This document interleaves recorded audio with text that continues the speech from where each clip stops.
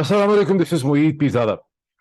पाकिस्तान के army chief नए army chief की अपॉइंटमेंट के हवाले से जीएचक्यू से समरी आने के बाद एक बार फिर एक बिल्कुल एक हैजान की सी कैफियत है पाकिस्तानी सियासत में, जिसके बहुत से पहलू हैं। मुख्तसरन अगर मैं उनको जिक्र कर दूं, समरी आ चुकी थी, लेकिन पाकिस्तान के defence minister Khawaja Asif deny करते रहे कि समरी नहीं आई, और डीजी आईएसपीआर को रात के 11 बजे के बाद वजाहत करनी पड़ी कि समरी भेज दी गई है।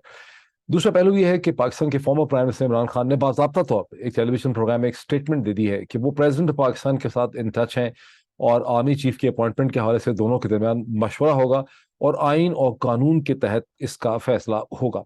इसकी क्या सिग्निफिकेंस है? इमरान खान कहाँ इस सूरत हाल में फिट होते हैं, और क्यों वो कह रहे हैं कि आइन और कानून के तहत ही वो चाहते हैं कि इसका फैसला हो? प्रेसिडेंट का इसमें क्या रोल है? जाहिर है कि इसके हवाले से एक बहुत ही हीटेड डिबेट जो है वो शुरू हो चुकी है, जिसे जियो न्यूज, जियो टेलीविजन जो है वो लीड कर रहा है।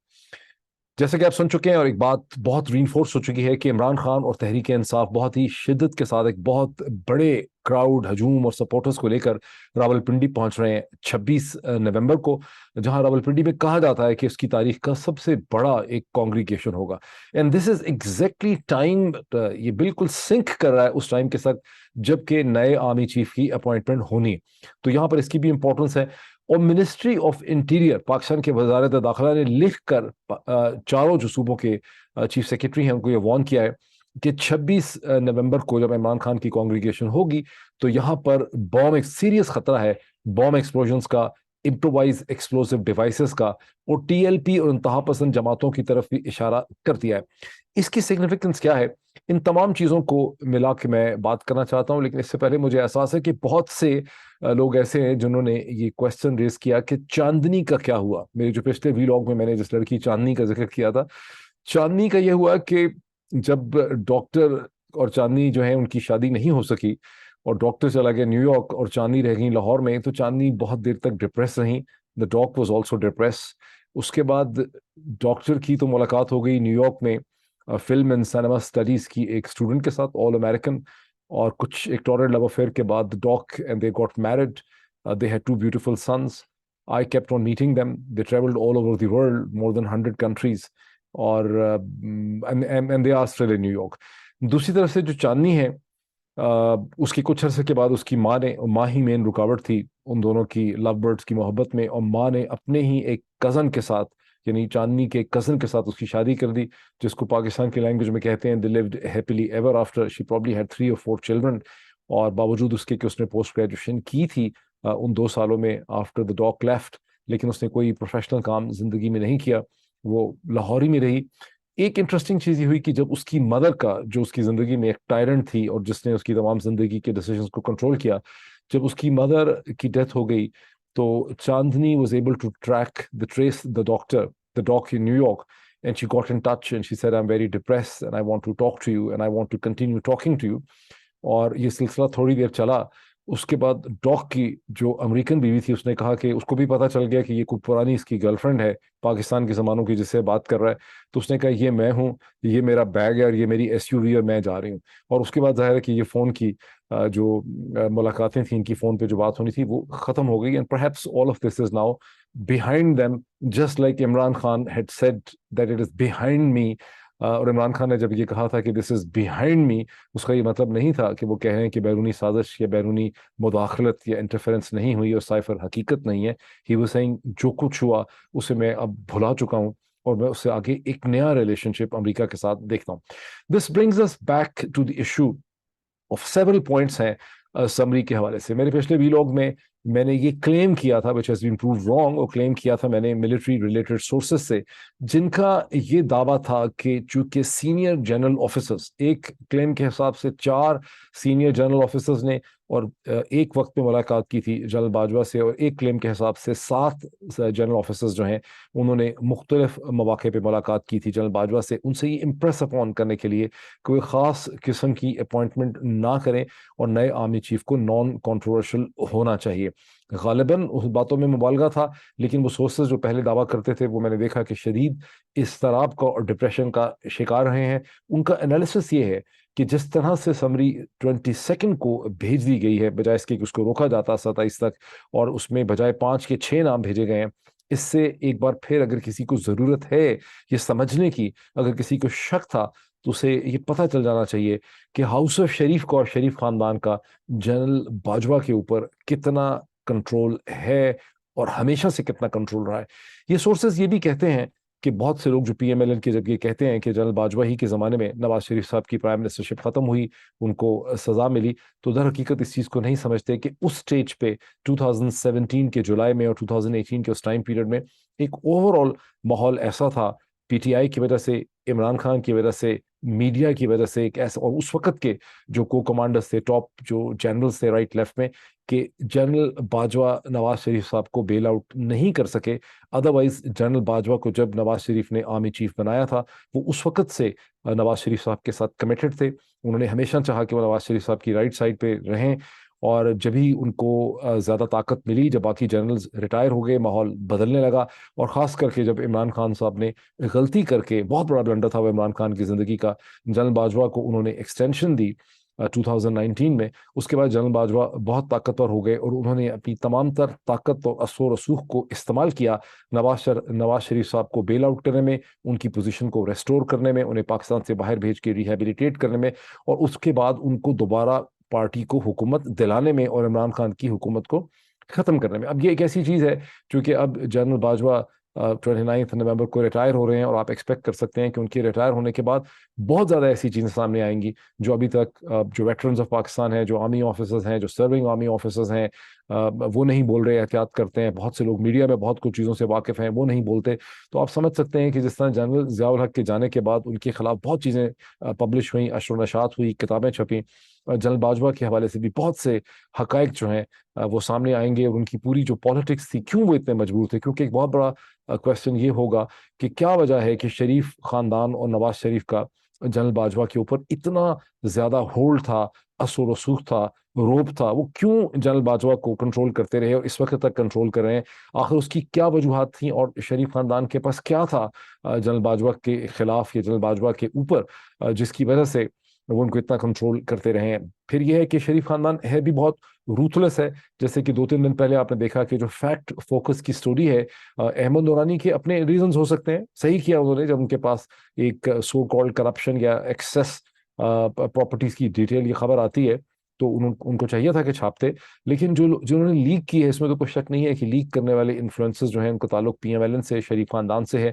और उसके बाद फाइनेंस मिनिस्टर ने ये कह के कि इस लीक की हम इन्वेस्टिगेशन कर रहे हैं, उस पर मजीद सदाकत भी डाल दी, और एक झटका जो है जनरल बाजवा को लगाया गया।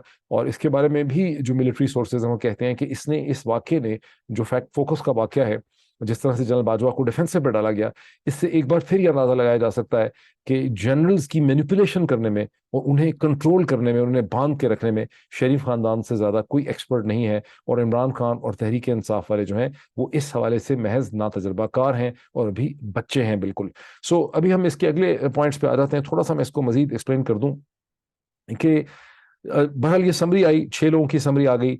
हालांकि जनरल बाजवा के ऊपर ये इम्प्रेस अपॉन करने की कोशिश की थी जनरल स्टाफ ऑफिसर्स ने कि आप जो है एक कंसेंसस चीफ की तरफ सिचुएशन को लेकर जाएं, जो मुल्क को एक बेहतरी की तरफ लेके जाए, अफवाज पाकिस्तान को इस टर्बुलेंट पॉलिटिक्स से निकाल सके। लेकिन जैसा कि मैंने एक्सप्लेन किया कि जनरल बाजवा ऐसा नहीं कर सके, and general Bajwa has clearly fulfilled the requirements apparently of the requirements of बहुत ही शरीफ एंड जरदारी जो डिनेस्टीज हैं, उनकी जो रिक्वायरमेंट्स हैं। वो 6 नाम भेजे गए हैं सारे। छठे नाम पे जहाँ जनरल आमिर का नाम है, वहाँ उसके बारे में कहा जाता है कि उनके बहुत करीबी रवाबत है, रिलेशनशिप ऑफ ट्रस्ट है उनका एक्स प्रेसिडेंट आसिफ अली जरदारी साहब के साथ। और जहाँ तक जनरल आसिम मुनीर नंबर 1 पे जिनका नाम भेजा गया है, उनके बहुत ही एक अच्छे रवाबत हैं पीएमएलएन के साथ, और पीएमएलएन चाहती है कि उनको वो आर्मी चीफ लेके आए। बाकी जो जनरल्स हैं उसमें जनरल जो फैज़ हमीद हैं, उनके ज़ाहिर पीएमएलएन बहुत ज़्यादा खिलाफ है। एंड रेस्ट ऑफ दी जो कैरेक्टर्स हैं, जिसमें जनरल साहिर शमशाद हैं, जनरल अजहर हैं, जनरल नोमान हैं, ये तीन जनरल्स ऐसे हैं जो बिल्कुल नॉन कंट्रोवर्शियल हैं, जो ना एक तरफ हैं ना दूसरी तरफ हैं। और कोर ऑफ जनरल ऑफिसर्स जो थे, सीनियर जनरल ऑफिसर्स थे, वो यही चाहते थे कि यहीं पे कहीं चॉइस जो है वो होनी चाहिए नेक्स्ट आर्मी चीफ की। बल वो क्या होता है वो तो अभी हमें पता चल जाएगा। इन जराए का ये भी कहना है कि फैक्ट फोकस की जो स्टोरी आई है उसने जनरल बाजवा की जो माइंड बनाने में शरीफ खानदान के हिसाब से और शरीफ खानदान के इंटरेस्ट में एक इम्पोर्टेंट रोल प्ले किया। बिकॉज शरीफ खानदान ने ये स्टोरी लगवा के जनरल बाजवा की फैमिली, उनकी बीवी, उनकी उनकी डॉटर इन लॉ के जो एसेट्स, जो एक लिहाज से लीगल हैं, चूंकि जाहिर है कि एफबीआर में डिक्लेयर हैं तो कानूनी पहलू वहां नहीं उठता, लेकिन जनरल बाजवा को ये बावर करवाया कि अगर आप हमारे से कॉपरेट नहीं करेंगे तो हम आपके बारे में और किस किस्म के हकाइक जो है वो निकाल सकते हैं। इसमें आपको याद होगा कि अगर आपने पढ़ी है फैक्ट फोकस की स्टोरी, तो वहां पर ये लिखा हुआ है कि अभी हमने इसमें ये स्टोरी जो है, इसमें जनरल बाजवा के जो एसेट्स उनको मिले हैं, जो उनकी प्रिविलेजेस हैं, जो उनको आर्मी के सोर्सेज से एसेट्स मिले हैं, उनका तो कोई जिक्र है ही नहीं है। और थ्रेट ये भी है कि अगर जनरल बाजवा कॉपरेट नहीं करते शरीफ फैमिली के साथ, तो फिर जनरल बाजवा के खानदान के जो और लोग हैं, जैसे उनके सन्नी हैं साबिर मिट्ठू साहब, जिनका बहुत नाम लिया जाता है, उनके एसेट्स की डिटेल भी आ सकती है और लोगों के एसेट्स की डिटेल भी आ सकती है।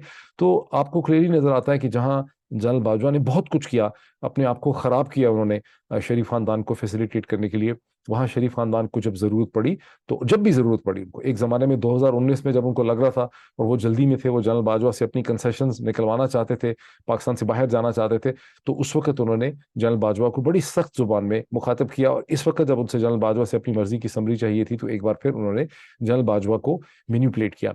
जनरल बाजवा ने एक आखिरी खिताब भी किया जो 6 सितंबर को होना चाहिए था, बेसिकली शोहदा के फैमिलीज के साथ जो उन्होंने मीटिंग की, वहां पे जो कुछ उन्होंने कहा उसके हवाले से ट्विटर भरा पड़ा है। बहुत कुछ उन्होंने कहा, लेकिन प्रिंसिपल चीज, दो चीजें बहुत इंपॉर्टेंट हैं। एक, उन्होंने कहा कि जो मेरी बीवी की और मेरी जो बेटियां हैं, फैमिली है, ये जो मेरी डॉटर इन लॉ के एसेट्स हैं, उनकी उनके लिए वो जवाबदेह हैं, मैं उनके लिए जवाबदेह नहीं हूँ।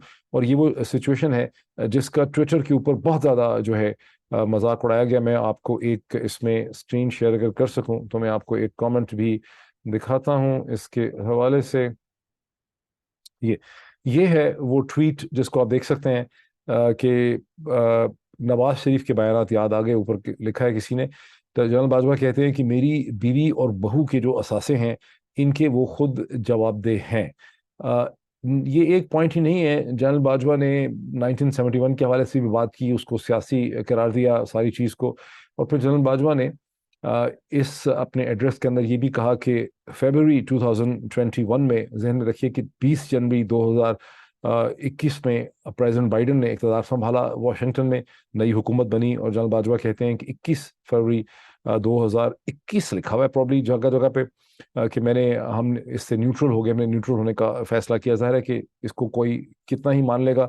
मुझे याद है कि 2019 में मार्च या अप्रैल था शायद, जब जनरल बाजवा ने जीएचक्यू के कॉन्फ्रेंस रूम के अंदर तकरीबन 40 से ज्यादा जो की जर्नलिस्ट थे पाकिस्तान के, जिसमें टेलीविजन के तमाम प्रोमिनेंट एंकर पर्सन भी थे, वहाँ पे एडिटर्स भी थे, कॉलमनिस्ट भी थे, जहाँ पे हामिद मीर साहब तशरीफ रखते थे, बहुत लोग थे वहाँ पे।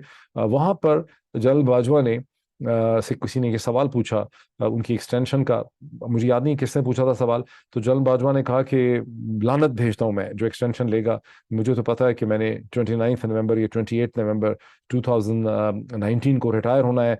मैंने अपने गांव की जगह आइडेंटिफाई कर लिया है जहां जाके मैं रहना चाहता हूं। मेरा तो उसके बाद पॉलिटिक्स से, इंतजामिया से कोई ताल्लुक नहीं होगा। और मुझे पता है कि जनरल कियानी जिन्होंने एक्सटेंशन ली थी, वो उसके बाद कितने खराब हुए और अफवाज में कितने अनपॉपुलर थे। तो this is not the way forward. उसके बाद सारी दुनिया ने देखा कि उन्होंने एक्सटेंशन ली जाके अक्टूबर नवंबर 2019 में। और ना सिर्फ उन्होंने एक्सटेंशन ली, बल्कि नवाज शरीफ की पूरी पार्टी ने आके, वो नवाज शरीफ साहब जो कहते थे कि उन्होंने किसी आर्मी चीफ को एक्सटेंशन नहीं दी, अभी भी उनकी पार्टी ये कहती रहती है, भूल के, चाहे जो भी चीज़ भूलनी होती है उसको सेलेक्टिव तरीके से भूल जाते हैं, तो वो कहते हैं कि नवाज शरीफ साहब ने कभी किसी आर्मी चीफ को एक्सटेंशन नहीं दी। लेकिन नवंबर दिसंबर 2019 में पीएमएलएन को हुक्म मिला और फिर पीएमएलएन ने जनरल बाजवा की एक्सटेंशन में अपना वोट डाला, जो बहुत अजीब चीज़ थी। अजीब इसलिए थी कि पहले तो इमरान खान का फैसला था ही सरासर गलत, उनको एक्सटेंशन नहीं देनी चाहिए थी जनरल बाजवा को। जनरल बाजवा को एक्सटेंशन दे के इमरान खान साहब ने जनरल बाजवा को बहुत ज़्यादा ताकतवर बना दिया। बिकॉज आर्मी के अंदर जो बेसिक प्रिंसिपल था एक चीफ के ऊपर चेक कंट्रोल का, वो ये था कि he was first among the equals. उसके साथ के जो को कमांडर्स होते हैं वो मोर और लेस उसकी सीनियोरिटी के होते हैं, उससे बहुत जूनियर नहीं होते, उसको नज़र का लिहाज होता है, एक पीयर प्रेशर होता है। जब आर्मी चीफ को एक्सटेंशन मिलती है तो आर्मी चीफ सारे ही कोर कमांडर्स खुद बनाता है, मेजर जनरल्स को प्रमोट करता है। और सूरत हाल ये हो जाती है 6 बरस के बाद कि बहुत से लोग जो आज जनरल बाजवा के साथ कोर कमांडर्स हैं, इनमें से अक्सर लोग वो हैं जो शायद ब्रिगेडियर होते या बहुत जूनियर मेजर जनरल्स होते जब जनरल बाजवा जो है वो आर्मी चीफ बने, और उन्होंने उनकी सारी प्लेसमेंट की। इसी तरह जितने मेजर जनरल्स हैं उनको ब्रिगेडियर से क्रिएट करना, उनकी प्लेसमेंट करना, आईएसआई की प्लेसमेंट करवाना, डीजीसीज प्लेस करना, वो सब जनरल बाजवा ने किया। And this is not only in the context of general Bajwa. जब भी कोई आर्मी चीफ को एक्सटेंशन मिलेगी, वो अपने बाकी आर्मी ऑफिसर्स जो होते हैं उनसे इतना सीनियर हो जाता है कि उसका जो रोब होता है उनके ऊपर, उसकी जो अथॉरिटी होती है वो बहुत ज्यादा बढ़ जाती है। तो ये इमरान खान साहब का एक तरह से गुनाह था, सिन था उनका सबसे बड़ा। अगर इमरान खान ने कोई जुर्म किया, कोई गलती की, कोई ब्लंडर किया अपने साथ, अफवाज पाकिस्तान के साथ, सबके साथ, इन दी एंड जनरल बाजवा को भी इसमें से कुछ नहीं मिला। आने वाला वक्त ये साबित करेगा। ये ठीक है उन पे आज तरह तरह के इल्जामात हैं, लेकिन जनरल बाजवा को रिटायर होते हुए वो रिस्पेक्ट नहीं मिल रही है, वो एक्नॉलेजमेंट नहीं मिल रही है जो जनरल रहील शरीफ को मिली है। ये वो तमाम आर्मी जनरल्स जो हैं जो अपनी मुद्दत मुकम्मल करके घर चले गए, रिटायर हो गए, उन्होंने बाद में एक पीसफुल रिस्पेक्टेबल जिंदगी गुजारी है। जनरल बाजवा को ये अनफॉर्चुनेटली पीसफुल रिस्पेक्टेबल जिंदगी जो है वो नहीं मिल सकेगी। बहरहाल कमिंग बैक टू इट कि जनरल बाजवा का माइंड बनाने में और समरी उनसे निकलवाने में शरीफ खानदान की मैनिपुलेशन नजर आती। Now we move to the next interesting thing. क्या वजह है, ये भी स्पेकुलेशन है, लेकिन क्या वजह है कि समरी आ चुकी हुई थी लेकिन उसके कई घंटों के बाद भी एक दिन पहले ख्वाजा आसिफ ये डिनाई करते रहे कि समरी नहीं आई है। और इस हद तक सिचुएशन हो गई कि रात के 11 बजने के बाद डीजी आईएसपीआर को आईएसपीआर के ऑफिशियल हैंडल से एक लाइन लिख के ये क्लैरिफाई करना पड़ा कि 6 नामों की समरी जो है वो भेजी जा चुकी है। उनकी लिस्ट की सीनियरिटी उन्होंने नहीं दी, लेकिन उन्होंने कहा कि ये समरी भेजी जा चुकी है। एंड हमारे सामने नाम आ चुके हैं कि उसमें नंबर 1 पे सीनियरिटी पे जनरल आसिम मुनीर हैं, नंबर 2 पे जनरल साहिर शमशाद मिर्जा हैं, नंबर 3 पे जनरल अजहर हैं, नंबर 4 पे जनरल नोमान हैं, नंबर 5 के ऊपर जनरल फैज हमीद हैं, और नंबर 6 के ऊपर जनरल आमिर हैं जो को कमांडर गुजरांवाला है। अब इसके बारे में एक सोर्स जो है वो ये कहता है कि जो सबरी आई है उसमें एक अजीबोगरीब किस्म की रिकमेंडेशन है। उसमें 2 सेट्स बनाए गए हैं जनरल साहिबान के। 3 जनरल्स को रिकमेंड किया गया है chairman joint chief of staff के लिए जो रिटायर हो रहे हैं, जनरल नदीम रजा ऑन 27 नवंबर। और 3 नामों के जरिए रिकमेंड किया गया है कि इन 3 में से किसी एक को chairman joint chief of staff committee के लिए सेलेक्ट कीजिए या उसको रिकमेंड किया गया है। और दूसरी जो लिस्ट है चेयरमैन पाकिस्तान आर्मी चीफ के लिए, जिन्होंने जहां जनरल बाजवा ने रिटायर होना है 29 अक्टूबर को, वहां 3 नामों के ऊपर रिकमेंड किया गया कि ये 3 रिकमेंडेशंस हैं, इनमें से किसी एक को आप सेलेक्ट कर लें। अब ये कितनी बड़ी मुसीबत है शहबाज शरीफ साहब के लिए, ये हम ठीक तरह से असेस नहीं कर सकते। इन द फर्स्ट प्लेस, अगर ये सही है, अगर ये सही है जैसा कि एक सोर्स ने मुझे बताया, तो ये कितना बड़ा एक प्रॉब्लम है। बिकॉज शरीफ फैमिली चीफ बनाना चाहती है जनरल आसिम मुनीर को, अपेरेंटली जो सारी स्पेकुलेशन चल रही है पीएमएलएन के सोर्सेज से, जो सब लोग दावा कर रहे हैं, या जरदारी साहब चीफ बनाना चाहते हैं जनरल आमिर को जो कोर कमांडर गुजरांवाला है, और पीटीआई वाले चाहते हैं कि जो 3 नाम हैं जिसमें जनरल साहिर शमशाद हैं, जनरल नोमान हैं, जनरल अजहर हैं, उनमें से कोई चीफ होना चाहिए। एक्सेप्टिंग दिस, क्योंकि उसमें उनकी अंडरस्टैंडिंग बड़ी क्लियर है कि जनरल फैज हमीद जो हैं उनके ऊपर इतना इल्ज़ाम है कि वो पीटीआई है या उनका पीटीआई से या इमरान खान से ताल्लुक है कि वो चीफ जो है नहीं बन सकते। यू नेवर नो कि शरीफ से फैसला कर लेंगे हम जनरल फैज हमीद पे मेहरबानी करते हैं, उनको चीफ बना देते हैं। बिकॉज आप शरीफ फैमिली से किसी भी किस्म की जो क्लेवर ब्रेन वेव है उसको आप एक्सक्लूड नहीं कर सकते, और आपको ये मानना पड़ेगा कि जितनी नवाज शरीफ और उनके साथ के जो कुलीग्स हैं, जितनी मैनिपुलेटिव एबिलिटी उनकी है पाकिस्तानी पॉलिटिक्स की हर हर लिहाज से, वो पीटीआई की उतनी सोच अभी होती भी नहीं है। उनको बहुत देर के बाद उनकी वो थिंकिंग होती है। उसकी वजह बड़ी क्लियर है कि नवाज शरीफ साहब 1982 से पाकिस्तानी पॉलिटिक्स के खिलाड़ी हैं, और 1982 से लेकर तो 1993 तक वो वही खेलते रहे जो उनसे खिलाया गया। और उसके बाद because of that experience of 10-11 years he came into his own, और उनको बड़ी अंडरस्टैंडिंग है कि आपने सिस्टम को मैनिपुलेट कैसे करना है। वो इतना घबराते नहीं है मैनिपुलेट करने से। और वो फिर ये कि मीडिया का बहुत बड़ा हिस्सा जो उर्दू का मीडिया है, अखबारात हैं, कॉलमनिस्ट हैं, टीवी चैनल्स हैं, वो भी उनके साथ हैं। जुडिशरी का हिस्सा भी हमेशा उनके साथ रहा है, उन्होंने इसमें बड़ी इन्वेस्टमेंट की हुई है। तो वो मैनिपुलेशन करते भी हैं, उस मैनिपुलेशन का नैरेटिव भी अपने फेवर में डेवलप कर लेते हैं और उसको हैंडल कर जाते हैं। सो अब ये एक सिचुएशन जो है वो हमारे सामने आ जाती है।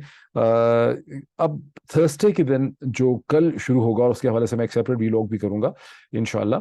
कल जो दिन शुरू होगा वहाँ प्राइम मिनिस्टर शहबाज शरीफ साहब की outgoing army chief general Bajwa के साथ बताया जाता है कि एक मीटिंग है जिसमें वो डिस्कस करेंगे regarding the appointments of the army chief और perhaps of the chairman joint chief of staff committee.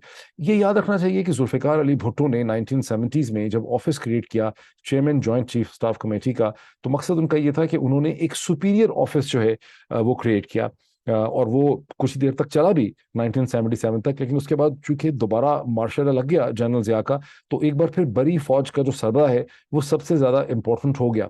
लेकिन ये प्रिंसिपल बहुत इंपॉर्टेंट है कि arm forces of Pakistan consist of the army which is only a land army, उसके बाद air force which is the most important institution और Prestige ही जो पाकिस्तान की है वो पाकिस्तान एयरफोर्स है। 1965 को देख लें, 71 में उनकी लैक क्लस्टर परफॉर्मेंस थी, बालाकोट के बाद देख लें।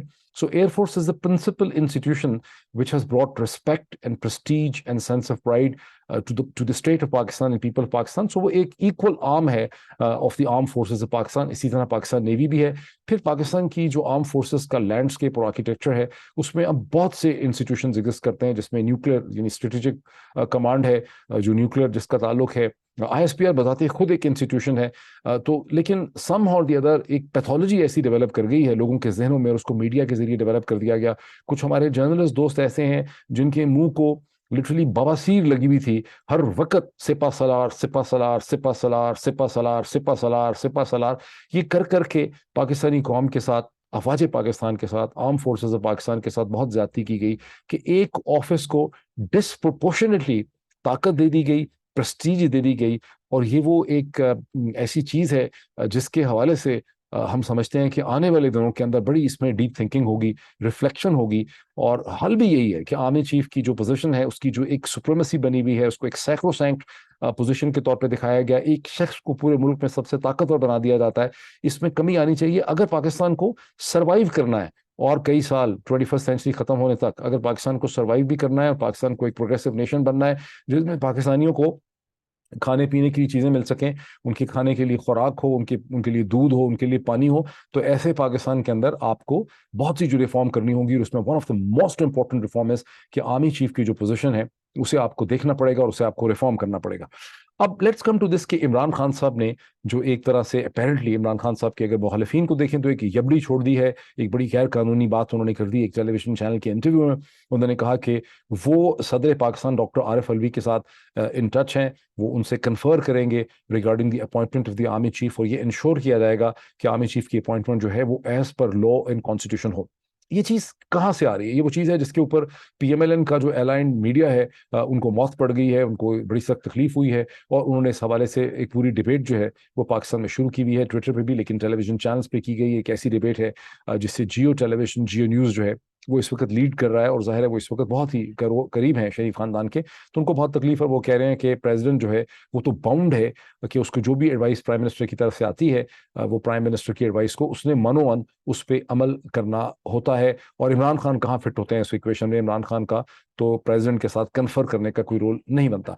इमरान खान ने हल्का सा इसकी तरफ इशारा किया है कि अगर नवाज शरीफ जो कि कॉन्विक्ट है, सेल्फ एग्जाइल में बाहर बैठा है, उसके साथ जाके शहबाज शरीफ जो है उसकी कन्फ्रेंस हो सकती है, उसकी कन्फर कर सकता है, उससे डिस्कशन कर सकता है, तो फिर मेरे साथ क्यों नहीं कर सकता? मैं तो सबसे बड़ी पॉलिटिकल पार्टी का जो चेयरमैन और हेड हूँ। अब फर्क ये है, पीएमएलएन वाले कह रहे हैं कि इमरान खान ने तो कह दिया है और शहबाज शरीफ ने अपने मुंह से कभी कहा नहीं है। शहबाज शरीफ ने अपने मुंह से शायद नहीं कहा, ये और बात है कि कम से कम एक के दो पीएमएलएन की लीडर्स जो हैं उन्होंने ऐसा जरूर कहा था टेलीविजन प्रोग्राम्स में आज से बहुत दिन पहले कि पार्टी की और मीटिंग होगी, नवाज शरीफ साहब का पॉइंट ऑफ व्यू लिया जाएगा, नवाज शरीफ साहब का इनपुट लिया जाएगा और ये कि लंदन में जो मीटिंग्स हो रही हैं उसमें ये इशू भी डिस्कस होगा। गालिबन उसमें ख्वाजा आसिफ भी थे और भी लोग भी थे। बहरहाल इररिस्पेक्टिव ऑफ दैट ये एक हकीकत है पाकिस्तान में, चूंकि हर चीज को कहा जाता है उधर नहीं लिखा हुआ, इधर नहीं लिखा हुआ, अदालत में क्या लिखा हुआ है, कागज में क्या लिखा हुआ है। ये एक हकीकत है कि जो रियल पावर है इस गवर्नमेंट में, शहबाज शरीफ साहब के पीछे जो सारे डिसीजंस करते हैं वो शहबाज शरीफ नहीं है। Shahbaz Sharif for all practical purposes PMLN led power system में नॉन एंटिटी, और तमाम पावर जो है वो एक्सरसाइज करते हैं नवाज शरीफ साहब, जो because of the court cases and verdicts against him party के फॉर्मली तौर पर वो अब हेड भी नहीं है, वो कॉन्विक्ट हैं, अभी तक उनकी कन्विक्शन सेटिस्फाइड नहीं हुई, वो सेल्फ एग्जाइल में है दवाई लेने के लिए या इलाज के लिए 1 महीने के लिए बाहर गए थे, वहां से वापस नहीं आए। तो उनके साथ तो किसी भी किस्म की डिस्कशन और कन्फरिंग जो है वो नहीं बनती थी शहबाज शरीफ साहब की, लेकिन बहरहाल वो हुई है और ये एक फैक्ट है और सारी पाकिस्तान के ज़राए इब्लाग और अखबारात इसकी गवाह हैं कि वो उनके दरमियान मीटिंग हुई है, तो फिर इमरान खान के साथ भी हो सकती है। बेसिकली टेक्निकलिटीज़ में फंसे बगैर अगर हम एक ब्रॉडर पिक्चर लें, असल इशू ये है कि पीएमएलएन के लिए, पीडीएम के लिए, पीटीआई के लिए ज़िंदगी मौत का सवाल है कि पाकिस्तान का आर्मी चीफ जो है वो कौन होता है। और यही सूरत हाल जो है ये बहुत अफसोसनाक है और ख़तरनाक है, जो नहीं होनी चाहिए थी, लेकिन बदकिस्मती से ये सूरत हाल एग्जिस्ट करती है, जिसका मैंने थोड़ा सा इशारा पहले भी दिया। थोड़ा सा मैं मजीद इसके ऊपर रोशनी डालना चाहता हूँ कि यूँ तो पाकिस्तान में मिलिट्री इंटरवेंशन बार बार हुई, 4 दफ़ा मिलिट्री इंटरवेंशन हुई। अयूब खान तकरीबन 10 बरस से ज़्यादा बैठे रहे, 58 से 69 तक 11 बरस वो बैठे रहे। फिर जनरल ज़िया ने मार्शल लगाया, वो भी तकरीबन 11 बरस जो है बैठे रहे। उसके बाद जनरल मुशर्रफ जो हैं 99 से 2008 तक 7 तक वो भी बैठे रहे। और जब कोई बैठा हुआ नहीं था और मार्शल लॉ नहीं था, तो भी इस सारे के सारे टाइम पीरियड में सारे जो की डिसीजंस हैं पाकिस्तान के हवाले से, वो पाकिस्तान के आर्मी जनरल्स या आर्मी चीफ जो हैं उन्होंने ही किए हैं। और 2008 में जनरल कियानी ने एक नई फिलॉसफी जो है उसको उन्होंने नाम दिया, जिसको शायद लिखा तो नहीं गया, लेकिन उसको कयानी डॉक्ट्राइन कहते हैं। और कयानी डॉक्ट्राइन के ऊपर उन्होंने कयानी डॉक्ट्राइन की कहे बगैर कई दफ़ा मीडिया से बात करते हुए उन्होंने उसके ऊपर कमेंट्स भी किए कि अफवाज पाकिस्तान को चीखों पीछे से मैनेज करना चाहिए, उनको फ्रंट पे नहीं आना चाहिए, आर्मी का फ्रंटल रोल नहीं है, उसको फ्रंट से आके रूल नहीं करना चाहिए। जनरल बाजवा जो हैं, he is also considered one of the intellectual pupils of general Kayani. ये और बात है कि general Kayani was a very intelligent man, one has to accept that, क्योंकि उन पे भी बहुत बुरे बुरे इल्जाम लगते रहे भाइयों के हवाले से, लेकिन इस वक्त हम इल्जाम की बात नहीं कर रहे। He was genuinely a very intellectual and very intelligent man. Doctrine जो उन्होंने बनाया, पैराडाइम का यानी डॉक्ट्राइन का, वो ज्यादा देर वैसे चला नहीं। वो उनके अपने टाइम पीरियड में भी इस हद तक तो जरूर चला कि आसिफ अली जरदारी ने क्लेवरली ये असेस किया कि उनकी हुकूमत कंटिन्यू शायद नहीं कर सकेगी स्मूथली, अपना टाइम पीरियड मुकम्मल नहीं करेगी 2008 से 13 में। और उन्होंने भी 2000 मेरे ख्याल है 10 के अंदर उन्होंने जनरल कियानी को एक्सटेंशन दे दी और उन्होंने जनरल कियानी को अपने रजीम का एक को पार्टनर या स्टेक होल्डर में उन्होंने कन्वर्ट कर दिया। So basically the fact that general Kayani को एक्सटेंशन मिली बाय जनरल आसिफ जरदारी, ये clearly, sorry, by Asif Ali Zardari, sorry, ये चीज़ प्रूव करता है कि Kayani doctrine was a short lived doctrine. बहुत से आर्मी अफसरान ने इसको नहीं समझा, but Kayani doctrine probably lived only for 2-3 years, because general Kayani के एक्सटेंशन मिलने का मतलब था कि Kayani doctrine was practically dead, because Asif Ali Zardari ने साबित किया कि उनका जो सिविलियन हुकूमत थी वो सिर्फ चल रही थी बाय एकोमोडेटिंग जनरल कियानी। उसके बाद जनरल राहील शरीफ जो थे, वो भी डेस्परेटली चाहते थे कि उनको एक्सटेंशन मिले। वो आखिरी वक्त तक कोशिश करते रहे कि उनको एक्सटेंशन मिले। अल्लाह का बड़ा शुक्र है कि उनको एक्सटेंशन नहीं मिली, उनकी बड़ी इज्जत रह गई, लेकिन उनको एक्सटेंशन दे ही दी नवाज शरीफ साहब ने, और इस लिहाज से आप नवाज शरीफ साहब को उसका क्रेडिट दे सकते हैं। लेकिन जब 2016 के बाद, 17 के बाद, जब नवाज शरीफ साहब की हुकूमत ख़त्म हुई और नवाज शरीफ की हुकूमत को गिराने में जिस तरह से पाकिस्तान की इस्टेब्लिशमेंट ने एक रोल प्ले किया और इमरान खान की को गवर्नमेंट में लाने में रोल प्ले किया, तो उससे ये बात बिल्कुल क्लियर होती है कि Kayani doctrine was now coming to its last breathing points. वहां से कयानी डॉक्ट्राइन की डेथ हो जाती है। और जिस तरह से जनरल बाजवा जो हैं वो स्याह सफ़ेद के मालिक बन गए और तमाम फैसले वो करते रहे और तमाम फैसलों का इल्ज़ाम वो डालते रहे इमरान खान की हुकूमत पे 2018 के बाद, उसके बाद तो कियानी डॉक्ट्राइन की तो कंप्लीट डेमोलिशन हो चुकी। आई मीन, इसको इंटेलेक्चुअली समझना ज़रूरी है कि Kayani doctrine is now dead. और अब एक नया बैलेंस चाहिए पाकिस्तान में, सिविल मिलिट्री बैलेंस। उसे कैसे अचीव करेगा GHQ with new elected governments, ये जाहिर है it's a very big question, और इस वीलॉग में इसको एड्रेस नहीं किया जा सकता। लेकिन तमाम प्रीवियस पॉलिटिकल पैराडाइम्स जो हैं of relationship between the civil military, वो फेल हो चुके हैं। और जनरल बाजवा ने अपने ऑफिस को जिस तरह से कंडक्ट किया है, वो तो बहुत ही अफसोसनाक और परेशान कौन है। उसका नेट जो कैजुअल्टी है वो अफवाज पाकिस्तान है। अफवाज पाकिस्तान को बहुत नुकसान हो, जिस तरह से जनरल बाजवा ने अपने आप को कंडक्ट किया, उससे पाकिस्तान आर्मी की प्रस्टीज में, कदर मंजिलत में, इज्जत में, जनरल पॉपुलस उसको किस तरह से डील करती है, इफेक्शन में बहुत कमी आई। I think everybody and anyone जो जी शऊर है, जो समझता है within the arm forces of Pakistan, जो वेटरन्स ऑफ पाकिस्तान है, जो लोग पाकिस्तान की आर्मी से मोहब्बत करते हैं, पाकिस्तान की रियासत के साथ खड़े, उन सबको इस चीज़ का एहसास है कि बहुत ज़्यादा इसका नुकसान हुआ है। जाहिर है कि जनरल बाजवा इसको आखिरी वक्त तक अपनी जो मीटिंग्स करते रहे गैरिजन्स में, और जो उन्होंने आखिरी शोहदा की फैमिली से खिताब किया, उनमें वो मॉरल करेज नहीं है कि वो इसको एडमिट कर सकें। शायद अकेले में उनको इसका एहसास होगा, और over the next several months जब वो इस पोजीशन से निकलेंगे और थोड़ा से तनहा होंगे, तो उन्हें एहसास होगा कि कितना ज़्यादा वो फंस गए अपनी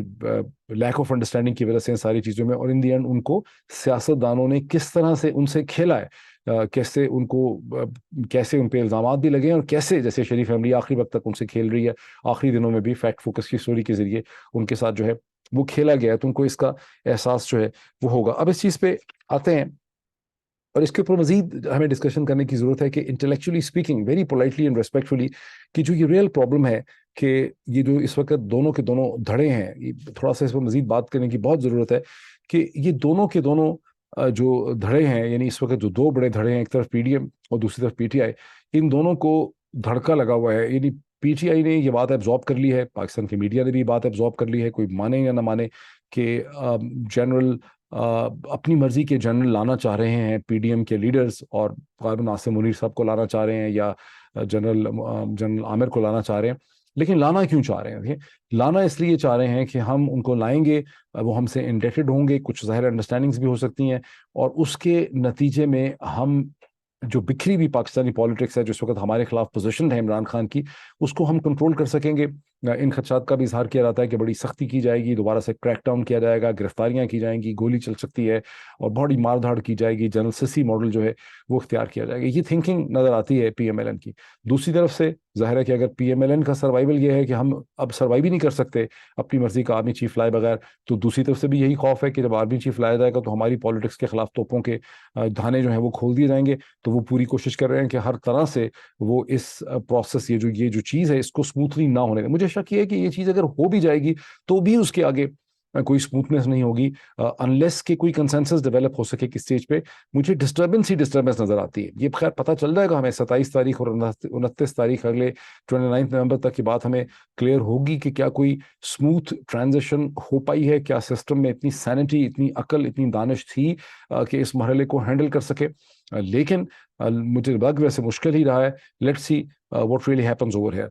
अब आ जाते हैं उस चीज़ के ऊपर जो मैं आपको दोबारा शेयर मैंने करना चाहिए था मुझे असल में, लेकिन मेरे पास इस वक्त शायद है नहीं। जो मिनिस्ट्री ऑफ इंटीरियर ने एक नोटिफिकेशन इशू किया, एक लेटर लिखा है to chief secretaries of Punjab, Khyber Pakhtunkhwa, Sindh and Balochistan, और उसमें वार्न किया है कि इमरान खान की जो रैली है 26 नवंबर की, उसको बॉम्ब एक्सप्लोजन्स का और इम्प्रोवाइज एक्सप्लोसिव डिवाइसेस पे के जरिए उस पर अटैक हो सकता है, और इशारा फेंक दिया है टीएलपी वगैरह की तरफ। अब जहन में अच्छा खासी घटिया लिखी हुई ये लेटर है, जिस लेटर को लिख के आखिर में लिखा गया है कि इन पार्टीज को ये कहा जाए कि ये 26 नवंबर का अपना जो रैली है उसको मनसूख कर दें। ये रियासत पाकिस्तान की, हुकूमत पाकिस्तान, अफवाज पाकिस्तान, इंटेलिजेंस और ब्यूरोक्रेसी की रिस्पॉन्सिबिलिटी है कि पॉलिटिकल रैलीज को तहफ़्फ़ुज़ दें। ये कह के कि लीडर ना आए और वो अपने गिर्द एक बुलेट प्रूफ पहन ले या बुलेट प्रूफ गाड़ी में बैठ जाए, ये स्टेटमेंट बजाते खुद एक रियासती ढांचे का एडमिशन है, सरेंडर है कि हम पाकिस्तान के लोगों का, सड़कों का तहफ़्फ़ुज़ नहीं कर सकते। तहफ़्फ़ुज़ नहीं कर सकते तो घर जाएं आप, क्योंकि सारी सूरत हाल आपने बनाई हुई। लेकिन ये लेटर इस लिहाज से भी बहुत घटिया है कि इसमें तमाम ये खालिस्तान एक सियासी नज़रिए से और सियासी नुक्ता नज़र से लिखा गया हुआ लेटर है। इसमें टीएलपी के और मुख्तलिफ इंतहा पसंदों के ऊपर इल्ज़ाम डालने की कोशिश की गई है। उसमें से दो मतलब निकालने की कोशिश की। एक तो जो साद रिजवी हैं, उन्होंने, आपको याद होगा कि उन्होंने एक वीडियो स्टेटमेंट थी उनकी, कहीं बात करते हुए उन्होंने कैटेगोरिकली कहा कि इमरान खान पे 3 नवंबर को जिस शख्स ने हमला किया उससे हमारे कोई ताल्लुक नहीं है, और जिन पे इमरान खान ने इल्ज़ाम लगाया है उन्हीं का ताल्लुक है। उसने इस हद तक कह दिया साद रिजवी ने उस वीडियो स्टेटमेंट में, उसको निकाल के देखें, वो आपको ट्विटर पे मिल जाएगी।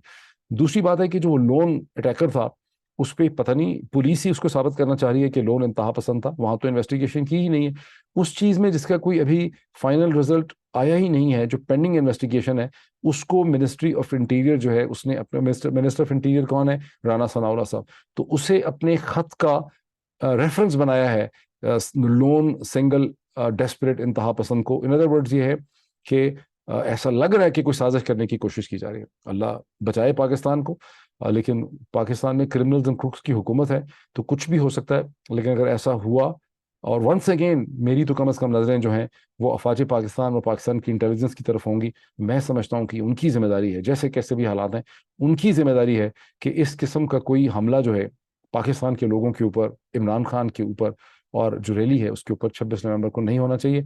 बाकी जैसे जैसे सिचुएशन डेवलप करती है उसका एनालिसिस करते हैं। Thank you.